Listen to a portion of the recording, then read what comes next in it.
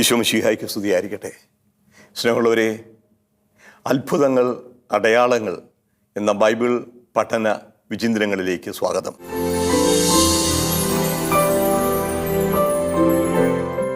ബൈബിളിൽ രേഖപ്പെടുത്തിയിരിക്കുന്ന നിരവധിയായ അത്ഭുതങ്ങളിലൂടെ ദൈവം എന്ത് സന്ദേശമാണ് നമുക്ക് നൽകുന്നത് എന്ന് ഉള്ള ഒരു അന്വേഷണമാണ് ഈ പരമ്പരയിലൂടെ നമ്മൾ നടത്തുന്നത്.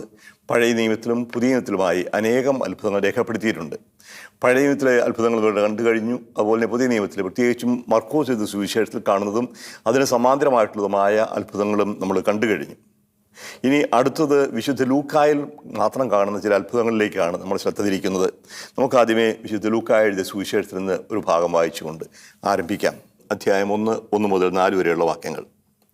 നമ്മുടെ ഇടയിൽ നിറവേറിയ കാര്യങ്ങളുടെ വിവരണം എഴുതാൻ അനേകം പേർ പരിശ്രമിച്ചിട്ടുണ്ടല്ലോ. അതാകട്ടെ ആദ്യം മുതൽ തന്നെ വചനത്തിൻ്റെ ദൃക്സാക്ഷികളും ശുശ്രൂഷകന്മാരുമായിരുന്നവർ നമുക്ക് ഏൽപ്പിച്ചു തന്നിട്ടുള്ളതനുസരിച്ചാണ്. അല്ലയോ ശ്രേഷ്ഠനായ തെയോഫിലോസ്, എല്ലാ കാര്യങ്ങളും പ്രാരംഭം മുതൽക്കേ സൂക്ഷ്മമായി പരിശോധിച്ചതിന് ശേഷം എല്ലാം ക്രമമായി നിനക്ക് എഴുതുന്നത് ഉചിതമാണെന്ന് എനിക്കും തോന്നി.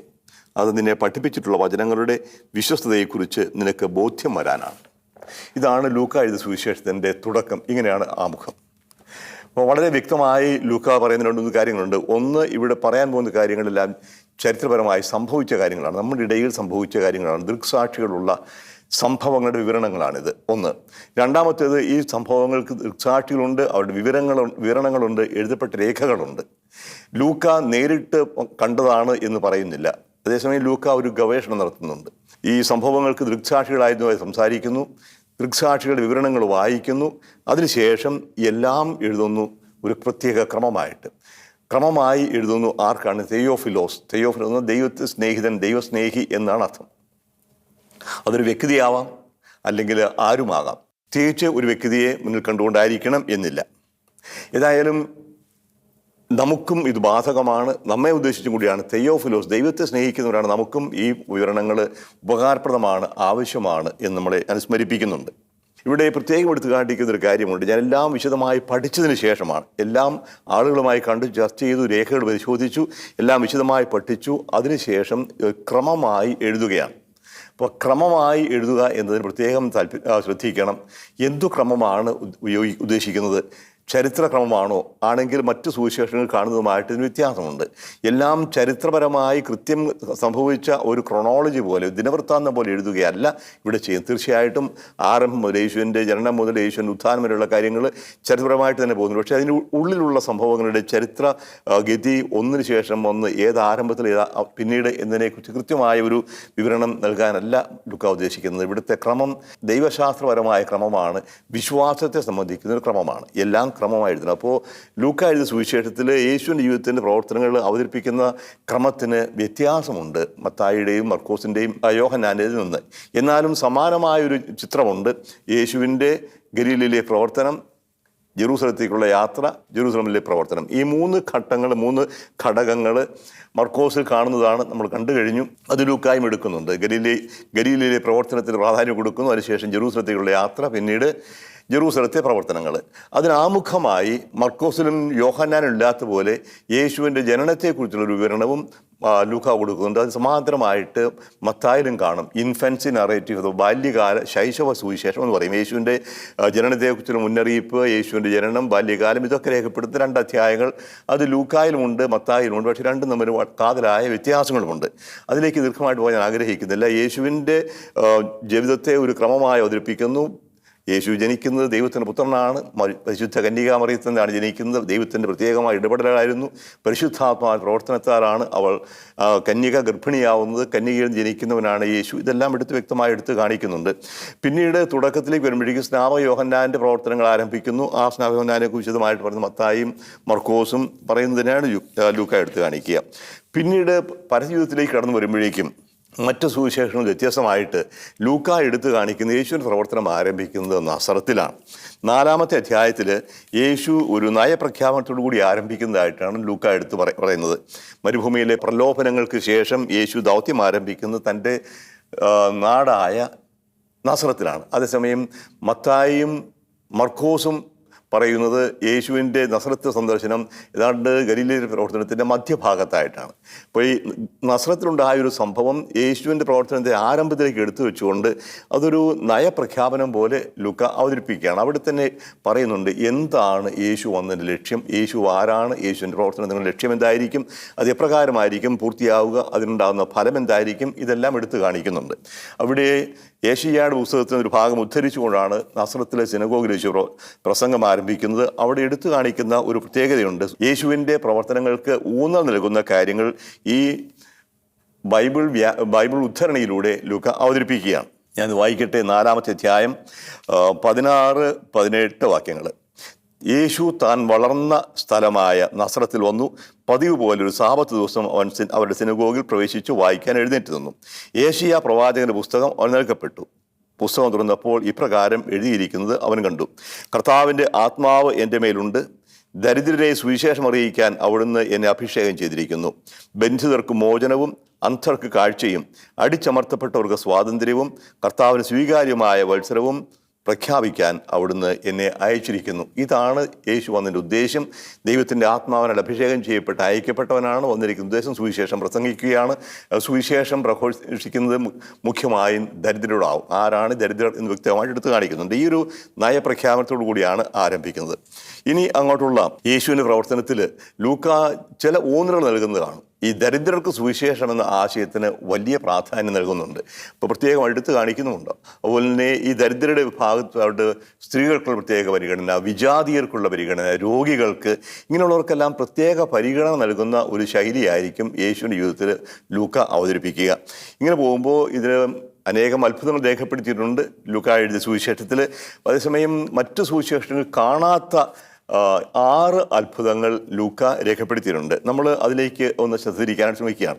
ഈ അത്ഭുത പ്രവർത്തനങ്ങൾ തന്നെ യേശു പ്രഘോഷിക്കുന്ന സുവിശേഷത്തിൻ്റെ അന്തസത്ത, അതിൻ്റെ അർത്ഥം വ്യക്തമാക്കുന്നതാണ്. വാക്കിലൂടെ വിവരിക്കുന്നു, പ്രവൃത്തിയിലൂടെ എടുത്തു കാണിക്കുന്നു എന്താണ് ഈ സുവിശേഷമെന്ന്. അത് 6 അത്ഭുതങ്ങളാണ് ലൂക്കായിൽ മാത്രം കാണുന്നതായി രേഖപ്പെടുത്തിയിരിക്കുന്നത്. ആദ്യത്തേത് 5-ാമത്തെ അധ്യായത്തിൽ കാണുന്ന അത്ഭുതകരമായ മീൻപിടുത്തമാണ്. 5-ാമത്തെ അധ്യായം 1 മുതൽ 11 വരെയുള്ള വാക്യങ്ങളിൽ കാണും. യേശു തൻ്റെ പ്രവർത്തനം ആരംഭിക്കുമ്പോൾ ശിഷ്യന്മാരെ വിളിക്കുന്നതിന് മുമ്പേ ശിഷ്യന്മാരുടെ മുമ്പിൽ വെച്ചൊരു അത്ഭുതം പ്രവർത്തിക്കുന്നു, അത്ഭുതകരമായ മീൻപിടുത്തം. ഈ സംഭവം നമ്മൾ വിശദമായിട്ട് പഠിക്കാനായിട്ട് പോവുകയാണ് തുടർന്ന്. അതിനുശേഷം 2-ാമത്തെ അത്ഭുതമായിട്ട് കാണുന്നത് ന്യായീനിലെ വിധവയുടെ മകനെ ഉയർപ്പിക്കുന്നതാണ്. ലൂക്കായിൽ മാത്രമേ കാണുന്നുള്ളൂ. 7-ാം അധ്യായം 11-17 വാക്യങ്ങൾ. ഒരു കൂനിയായ സ്ത്രീയെ, 18 വർഷമായ പിശാച് സാത്താൻ ബന്ധിച്ചെന്ന് കൂനിയായ ഒരു സ്ത്രീയെ സിനഗോഗിൽ വെച്ച് സാപത്തിൽ സുഖപ്പെടുത്തുന്നതാണ് 3-ാമത്തെ അത്ഭുതം. 13-ാമത്തെ അധ്യായം 10 മുതൽ 17 വരെ സ്ത്രീകൾക്ക് വേണ്ടി ചെയ്യുന്ന പ്രത്യേകമായ ഒരു അത്ഭുതമായിട്ടാണ് കാണുക. 4-ാമത്തേത് ഒരു വിരുന്നുശാലയിലെ മഹോദര രോഗിയെ സുഖപ്പെടുത്തുന്നതാണ്. 14-ാം അധ്യായം 1 മുതൽ 6 വരെയുള്ള വാക്യങ്ങൾ. 5-ാമത്തേത് 10 കുഷ്ഠരോഗികളെ സുഖപ്പെടുത്തുന്നു. അതിലൊരുവൻ സമറിയക്കാരനായിരുന്നു. സമറിയക്കാരൻ മാത്രം തിരിച്ചു വന്ന് ദൈവത്തിന് നന്ദി പറയുന്നു. അതാണ് 5-ാമത്തേത്. 6-ാമത്തേത് ലൂക്കായിൽ മാത്രം കാണുന്നതാണ്. യേശുവിനെ ബന്ധിച്ച് അറസ്റ്റ് ചെയ്ത സാഹചര്യത്തിൽ ശിഷ്യന്മാരിൽ ഒരുവൻ വാളെടുത്ത് വെട്ടുകയും പ്രധാന പുരോഹിതൻ്റെ സേവകൻ്റെ വലത്ത് ചെവി ഛേദിച്ച് കളയുകയും ചെയ്തു. അങ്ങനെ ചെവി ഛേദിക്കപ്പെട്ടവൻ്റെ ചെവി തൊട്ട് സുഖപ്പെടുത്തുന്നതാണ് ലൂക്കായിൽ രേഖപ്പെടുത്തിയിരിക്കുന്ന 6-ാമത്തെ അത്ഭുതം. ഈ 6 അത്ഭുതങ്ങളും ലൂക്കായിൽ മാത്രമേ കാണുന്നുള്ളൂ. ഇവയിലൂടെ ഒന്ന് കടന്നു പോകാനായിട്ടാണ് നമ്മൾ തുടർന്ന് ശ്രമിക്കുന്നത്. 5-ാമത്തെ അധ്യായത്തിൽ കാണുന്ന 1-ാമത്തെ അത്ഭുതം, എന്താ പറഞ്ഞാൽ ലൂക്കായിൽ മാത്രം കാണുന്ന അത്ഭുതം. അതിന് മുമ്പ് തന്നെ 2 കണ്ടായിരുന്നു. പിശാചുബാധിതനെ സുഖപ്പെടുത്തുന്നുണ്ട്, ശിമിയോൻ്റെ അമ്മായിയമ്മയെ സുഖപ്പെടുത്തുന്നുണ്ട്. അത് മർക്കോസിൽ കാണുന്നതാണ്. പക്ഷേ അതിനുശേഷം ലൂക്ക മാത്രം വിവരിക്കുന്നതാണ് ഈ ഒരു സംഭവം. 5-ാമത്തെ അധ്യായം 1 മുതൽ 11 വരെയുള്ള വാക്യങ്ങൾ ആദ്യമേ വായിക്കട്ടെ. ദൈവവചനം ശ്രവിക്കാൻ ജനങ്ങൾ അവന് ചുറ്റും തിങ്ങിക്കൂടി. അവൻ ഗനേസരത്ത് തടാകത്തിൻ്റെ തീരത്ത് നിൽക്കുകയായിരുന്നു. 2 വള്ളങ്ങൾ കരയോടടുത്ത് കിടക്കുന്നത് അവൻ കണ്ടു. മീൻപിടുത്തക്കാർ അവയിൽ നിന്നിറങ്ങി വല കഴുകുകയായിരുന്നു. ശിമിയോൻ്റേതായിരുന്നു വള്ളങ്ങളിലൊന്ന്. യേശു അതിൽ കയറി കരയിൽ നിന്ന് അല്പം അകലേക്ക് വള്ളം നീക്കാൻ അവനോട് യേശു ആവശ്യപ്പെട്ടു. അതിൽ ഇരുന്ന് അവൻ ജനങ്ങളെ പഠിപ്പിച്ചു. സംസാരിച്ചിരുന്നപ്പോൾ അവൻ ശിമിയോനോട് പറഞ്ഞു, ആഴത്തിലേക്ക് നീക്കി മീൻ പിടിക്കാൻ വലയിറക്കുക. ശിമിയോൻ പറഞ്ഞു, ഗുരു, രാത്രി മുഴുവൻ അധ്വാനിച്ചിട്ടും ഞങ്ങൾക്ക് ഒന്നും കിട്ടിയില്ല. എങ്കിലും നീ പറയുന്നതനുസരിച്ച് ഞാൻ വലയിറക്കാം. വലയിറക്കിയപ്പോൾ വളരെയേറെ മത്സ്യങ്ങൾ അവർക്ക് കിട്ടി. അവരുടെ വല കീറി തുടങ്ങി. അവർ മറ്റേ വള്ളത്തിലുണ്ടായിരുന്ന കൂട്ടുകാരെ ആംഗ്യം കാണിച്ച് സഹായത്തിന് വിളിച്ചു. അവർ വന്ന് 2 വള്ളങ്ങളും മുങ്ങാറാകുവോളം നിറച്ചു. ശിമയോൻ പത്രോസ് ഇത് കണ്ടപ്പോൾ യേശുവിൻ്റെ കാൽക്കൽ വീണ്, കർത്താവെ, എന്നിൽ നകന്നു പോകണമേ, ഞാൻ പാപിയാണ് എന്ന് പറഞ്ഞു. എന്തെന്നാൽ തങ്ങൾക്ക് കിട്ടിയ മീനിൻ്റെ പെരുപ്പത്തെപ്പറ്റി ശിമയോനും കൂടെ ഉണ്ടായിരുന്നവരും അത്ഭുതപ്പെട്ടു. അതുപോലെ തന്നെ അവൻ്റെ പങ്കുകാരായ സെബദീപുത്രന്മാർ യാക്കോവും യോഹന്നാനും വിസ്മയിച്ചു. യേശു ശിമയോനോട് പറഞ്ഞു, ഭയപ്പെടേണ്ട, നീ ഇപ്പോൾ മുതൽ മനുഷ്യരെ പിടിക്കുന്നവനാകും. വള്ളങ്ങൾ കരയ്ക്കടുപ്പിച്ചതിന് ശേഷം എല്ലാം ഉപേക്ഷിച്ച് അവർ അവനെ അനുഗമിച്ചു. ഇതാണ് ലൂക്കായിൽ മാത്രം കാണുന്ന ആദ്യത്തെ അത്ഭുതത്തിൻ്റെ വിവരണം. ഈ വിവരണത്തിൻ്റെ തന്നെ 3 ഭാഗമായിട്ട് കാണാം. ആദ്യത്തെ ആമുഖമാണ് ഈ സംഭവം നടക്കുന്ന സാഹചര്യം, രണ്ടാമത്തേത് സംഭവത്തിന് വിവരണം, മൂന്നാമത്തേത് അതിൻ്റെ പ്രത്യാഘാതം അഥവാ അതിൻ്റെ പിന്നീടുണ്ടാകുന്ന സംഭവം, അതിൻ്റെ ഫലം എന്താണ്. ആദ്യത്തേത് ആമുഖമായിട്ടാണ് പറയുക.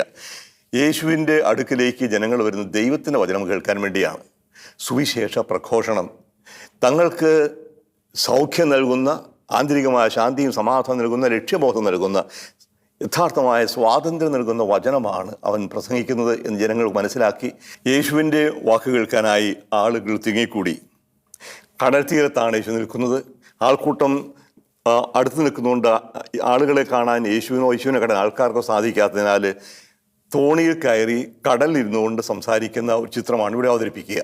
ശ്രദ്ധിക്കേണ്ട ഒരു കാര്യം, മർക്കോസും മത്തായിയും എഴുതുന്നത് യേശു ശിഷ്യന്മാർ, പ്രത്യേകിച്ച് 4 പേരെ വിളിക്കുന്നത് തുടക്കത്തിലാണ്. യാതൊരു പ്രിപ്പറേഷൻ, ഒരുക്കവും കൂടാതെ യേശു ഗലീലി തടാകതീരത്തേക്ക് വരുന്നു. അവിടെ വല നന്നാക്കുന്ന അല്ലെങ്കിൽ വലയിറക്കുന്ന മുക്കുവരായ മത്സ്യത്തൊഴിലാളികളായ ആളുകളെ കാണുന്നു. 4 പേരെ വിളിക്കുന്നു, കൂടെ പോകുന്നു. യാതൊരു ഒരുക്കവും കൂടാതെയാണ് മത്തായിയും മർക്കോസും അവതരിപ്പിക്കുക. പക്ഷേ ഇവിടെ വ്യത്യസ്തമാണ്. വിളിക്കുന്നത് ഒരു സംഭവത്തിന് ശേഷം, അനുഭവത്തിന് ശേഷമാണ്.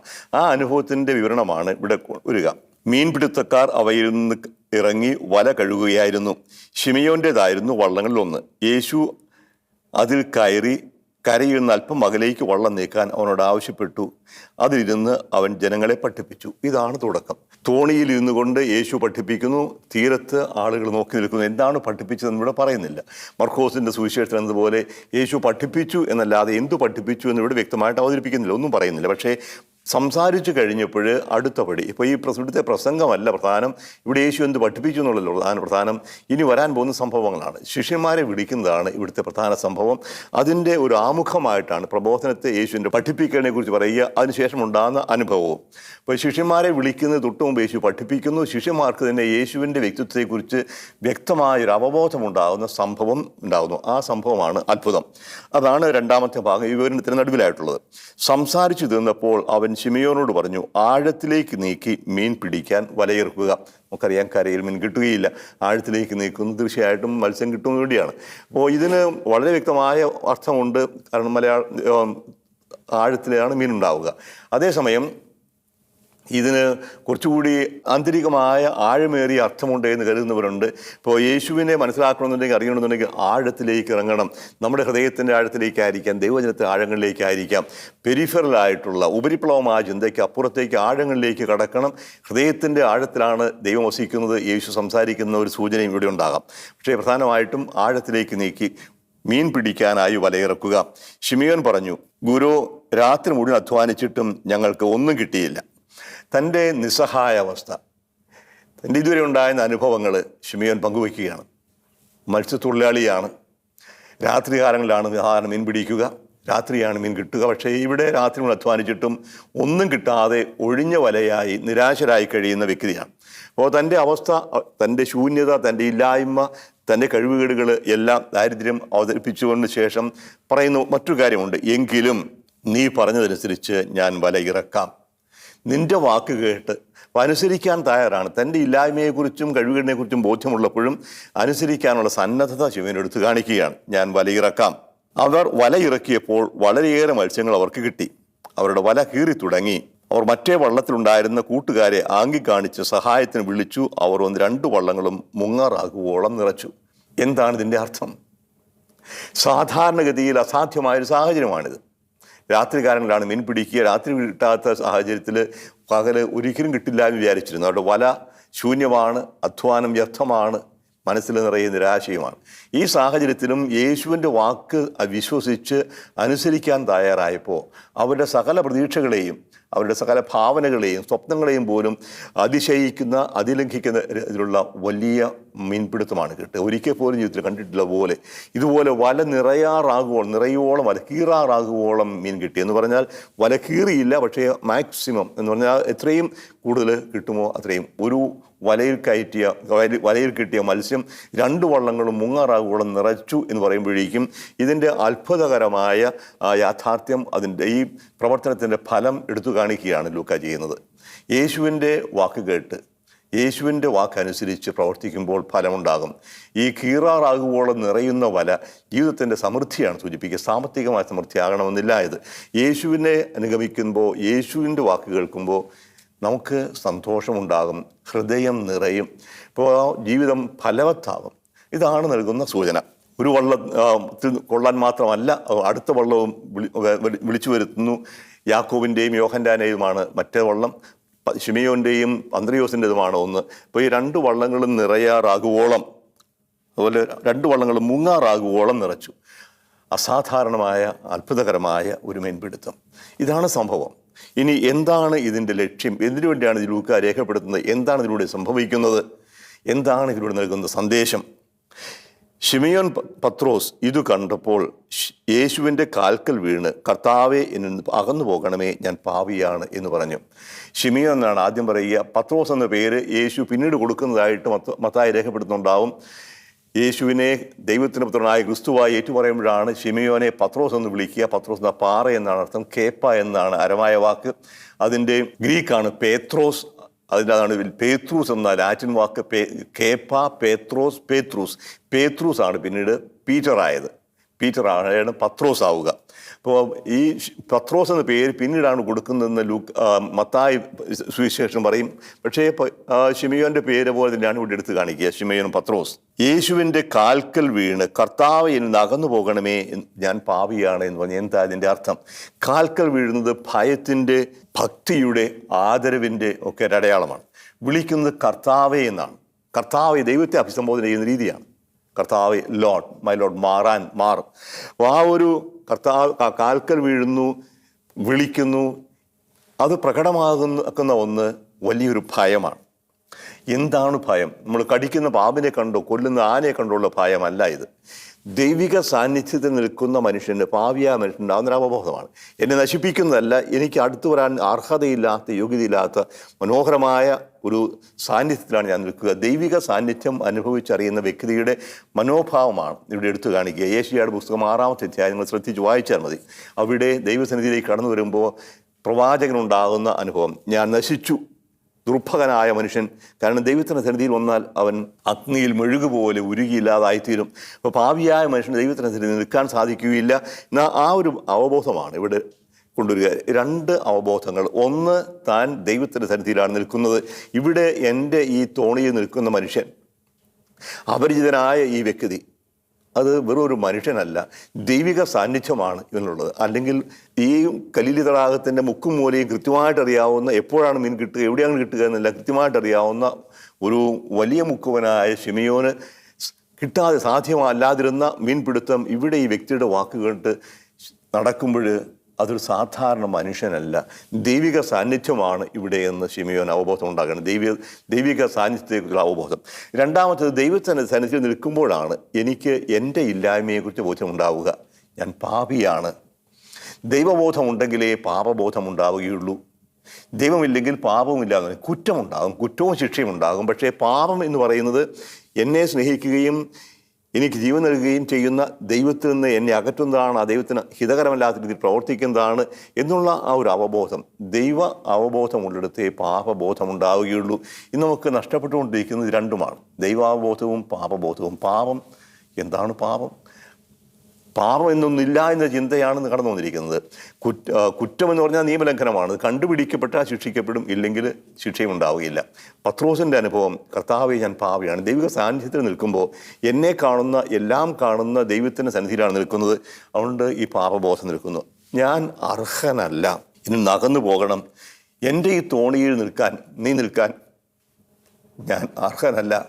ഇതാണ് നമ്മൾ ലത്തീൻ കുർബാനയിൽ വിശുദ്ധ കുർബാന സ്വീകരിക്കാൻ പോകുമ്പോൾ പറയാം, ഡോമിനെ നോൺ സും ദീഞ്ഞൂസ്, കർത്താവെ ഞാൻ യോഗ്യനല്ല, അങ്ങയെ സ്വീകരിക്കാൻ ഞാൻ യോഗ്യനല്ല. അതാണ് ശതാബ്ദം പറയുക, കർത്താവെ അങ്ങൻ്റെ വീട്ടിൽ വരാൻ ഞാൻ യോഗ്യനല്ല, കർത്താവിൻ്റെ ഹൃദയത്തിലേക്ക് വരാൻ ഞാൻ യോഗ്യനല്ല. ഈ പാപബോധം അത് തെറ്റല്ല, അത് ആവശ്യമാണ്, യാഥാർത്ഥ്യബോധമാണ്.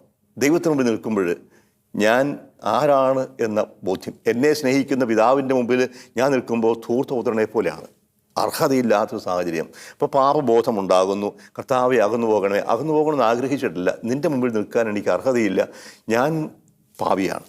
തങ്ങൾക്ക് കിട്ടിയ മീനിൻ്റെ വലുപ്പത്തെപ്പറ്റി ശിമയോനും കൂടെയുണ്ടാകുന്നവരും അത്ഭുതപ്പെട്ടു. ദൈവ അവബോധം ഉണ്ടാകും, ദൈവ ഒരു അനുഭവത്തിലുമാണ്. ഒരു മത്സ്യത്തൊഴിലാളിക്ക് മീൻപിടുത്തക്കാരനുണ്ടാകും ദൈവാനുഭവം അവൻ്റെ വല നിറയെ മീൻ കിട്ടുമ്പോഴാണ്. കർഷകനുണ്ടാകും ദൈവാനുഭവം അവൻ്റെ വയലിൽ സമൃദ്ധമായ വിളവുണ്ടാകുമ്പോഴാണ്. എനിക്ക് ദൈവാനുഭവം എൻ്റെ ഹൃദയത്തെ പൂർണ്ണമാക്കുന്ന, സന്തോഷം കൊണ്ട് നിറയ്ക്കുന്ന ഒരു സാഹചര്യമാകും. ദുഃഖം, രോഗമായിരിക്കാം, എന്തുമാവട്ടെ, ദൈവിക സാന്നിധ്യം അനുഭവവേദ്യമാകുന്ന ഒരു സാഹചര്യം. ഇവിടെ വല നിറയെ മീനായിരുന്നു. പക്ഷേ 10ാമത്തെ വാക്യത്തിൽ പറയും, യേശു ശിമയോനോട് പറഞ്ഞു, ഭയപ്പെടേണ്ട, നീ ഇപ്പോൾ മുതൽ മനുഷ്യരെ പിടിക്കുന്നവരാകും. എന്താണ് മനുഷ്യനെ പിടിക്കുക എന്ന് അവർക്ക് മനസ്സിലായില്ല. മീൻ പിടിക്കുക എന്താണെന്നറിയാം, വലയിൽ മീൻ എടുത്തിട്ടറിയാം, പക്ഷേ എങ്ങനെയാണ് മനുഷ്യനെ പിടിക്കുക അത് കൂടെ നടന്ന് പഠിക്കേണ്ടതാണ്. എന്ന് പറഞ്ഞാൽ ദൈവരാജ്യത്തിലേക്ക് മനുഷ്യരെ ആകർഷിക്കുക, അകന്നു പോകുന്ന മനുഷ്യരെ ദൈവത്തിലേക്ക് അടുപ്പിക്കുക, സകല മനുഷ്യരെയും ദൈവരാജ്യത്തിലേക്ക് കൊണ്ടുവരിക, അതിനുവേണ്ടി ഞാൻ നിങ്ങളെ തിരഞ്ഞെടുക്കുകയാണ്. മീൻപിടുത്തക്കാരൻ മനുഷ്യനെ പിടിക്കുന്നവരാകുന്നു. ഇത് വലയിൽ കൂടിക്ക് നശിപ്പിക്കാൻ വേണ്ടിയിട്ടില്ല, ദൈവരാജ്യത്തിലേക്ക്, സ്വാതന്ത്ര്യത്തിലേക്ക്, യഥാർത്ഥമായ സന്തോഷത്തിലേക്ക് ജനങ്ങളെ ആകർഷിക്കാൻ വേണ്ടിയാണ്. ഇനി എന്താണ് ഇവരുടെ തീരുമാനം? വള്ളങ്ങൾ കരയ്ക്കടുപ്പിച്ചതിന് ശേഷം എല്ലാം ഉപേക്ഷിച്ച് അവർ അവനെ അനുഗമിച്ചു. യേശുവിൻ്റെ കൂടെ കൂടിയത് ഭൗതികമായ സമ്പത്തോ സമൃദ്ധിയോ ഉണ്ടാകുമെന്ന് വിചാരിച്ചുകൊണ്ടല്ല, കിട്ടിയതെല്ലാം ഉപേക്ഷിക്കുകയാണ്. വല നിറയെ, വള്ളം നിറയെ മീൻ കിട്ടി, അതെല്ലാം ഉപേക്ഷിച്ചു. ഇനി ഇതൊന്നും വേണ്ട, യേശുവിൻ്റെ കൂടെ പോയാൽ മതി. അപ്പോൾ ഒരു ദൈവാനുഭവം, എൻ്റെ ജീവിതത്തെ സഫലമാക്കുന്ന, സന്തോഷപ്രദമാക്കുന്ന ദൈവാനുഭവം ഉണ്ടാകുമ്പോൾ ബാക്കി ഉള്ള ഒന്നിനോടും എനിക്ക് ആസക്തി ഉണ്ടാവുകയില്ല. എനിക്ക് യഥാർത്ഥമായ സ്വാതന്ത്ര്യം ഉണ്ടാകുന്നത് എൻ്റെ ഉള്ളിൽ ദൈവത്തിൻ്റെ സാന്നിധ്യം നിറയുമ്പോഴാണ്, അഥവാ ദൈവസന്നിധിയിലാണ് ഞാൻ നിൽക്കുന്നുള്ള ബോധ്യം. ഞാൻ ദൈവത്തിന് വിലപ്പെട്ടവനാണ്, വിലപ്പെട്ടവളാണ്. ദൈവം എൻ്റെ പിതാവാണ്, ദൈവം എൻ്റെ മകളായി സ്വീകരിച്ചിരിക്കുന്നു. എനിക്കിനി എന്താണ് വേണ്ടത്? മറ്റൊന്നും വേണ്ട. ഇതെല്ലാം എടുത്താറ്റാം. ഇനി വള്ളം വേണ്ട, വല വേണ്ട, വീട് വേണ്ട, മീനും വേണ്ട. എല്ലാം ഉപേക്ഷിച്ച് ഒന്നേ ഉള്ളൂ, അവൻ്റെ പിന്നാലെ ഇറങ്ങിത്തിരിക്കുക. ഇതാണ് ആദ്യത്തെ അനുഭവം. ഇപ്പോൾ ഒരു ജീവിതാനുഭവത്തിലൂടെ അവർക്ക് മനസ്സിലാകുന്ന, മത്സ്യത്തൊഴിലാളിക്ക് മത്സ്യത്തൊഴിലാളിയുടെ ഭാഷയിൽ, കൃഷിക്കാരന് കർഷകൻ്റെ ഭാഷയിൽ ദൈവിക അനുഭവം ഉണ്ടായി കഴിയുമ്പോൾ ഇനി മറ്റൊന്നും വേണ്ട. വാരിക്കൂട്ടാനുള്ള ശ്രമം, എത്ര കിട്ടിയാലും തൃപ്തിയാവാതെ വീണ്ടും വീണ്ടും കുടിക്കാനുള്ള ശ്രമം ഹൃദയം നിറയാത്തത് കൊണ്ടാണ്. ഉപ്പുവെള്ളം എത്ര കുടിച്ചാലും ദാഹം വർദ്ധിക്കുകയുള്ളൂ നമുക്കറിയാം. യഥാർത്ഥമായ ദാഹശമനം ഉണ്ടാകണമെന്നുണ്ടെങ്കിൽ ദൈവിക സാന്നിധ്യത്തിലേക്ക് കടന്നു വരണം. മതി, കർത്താവേ മതി, എനിക്ക് മതി, തൃപ്തിയായി, എനിക്ക് വേറൊന്നും വേണ്ട, എനിക്ക് നിൻ്റെ സാന്നിധ്യം മതി, നിൻ സന്നിധി മതി എന്ന് യേശുവെ പാടാറില്ലേ? ആ ഒരു അനുഭവത്തിലേക്ക് ശിമയോൻ കടന്നു വന്നു. എല്ലാം ഉപേക്ഷിച്ചു. ഇനിയുള്ളത് ഒരു സാഹസിക യാത്രയാണ്.